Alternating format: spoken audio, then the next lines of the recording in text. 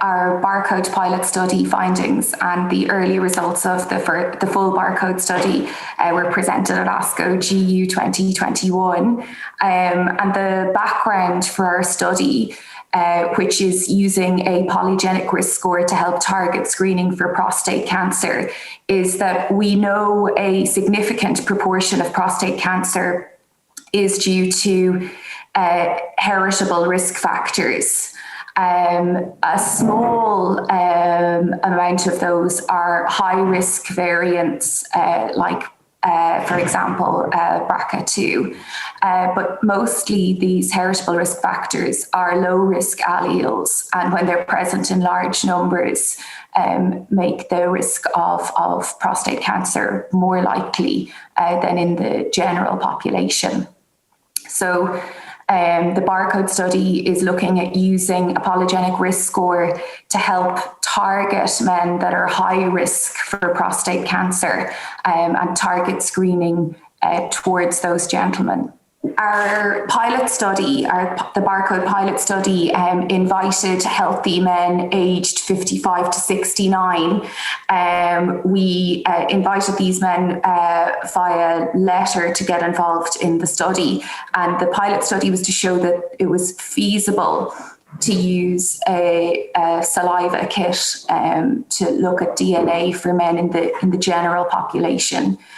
So we invited over 1,000 gentlemen. We were aiming for 300 men to be involved in the pilot study, and we had an uptake of 26%. So that showed that it is feasible. We then went on and we used bespoke genomics SNP genotyping assay, which was developed by the ICR oncogenetics team in conjunction with some colleagues. We carried out the genotyping on the saliva kits that were sent back into us, and then we calculated a polygenic risk score. For the gentlemen who had a polygenic risk score in the top 10%, they were then offered further screening. So including a PSA, they went on and had an MRI of their prostate and a biopsy. So we had 18 biopsies carried out in the pilot group, and cancer was detected in 7 of those gentlemen.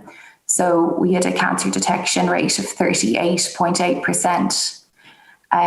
We've since gone on and rolled out the full barcode 1 study. So we again mailed out invitations to GP practices, and they then invited men to participate. So we mailed out over 40,000 invitations, and we got over or almost 9,000 responders initially. So then we sent out saliva kits to the responders, and we had over 6,000 saliva kits returned to us. And from there, then we've gone on to genotype those and then stratifying by polygenic risk score. So again, for the men that are in the top 10% of the polygenic risk score, they've been offered further prostate cancer screening with an MRI and a biopsy. So far, we have genotyped nearly 3,000, and we found 322 men to be in the top 10% of the polygenic risk score. We've carried out 117 MRIs and 18 biopsies so far. Of those 18 biopsies, cancer has been detected in 12 gentlemen, 4 of whom have gone on to have prostatectomy, 7 are in active surveillance, and 1 gentleman has opted for radiotherapy and androgen deprivation treatment. The mean age of the men that have had cancer detected in the full barcode study is only 63.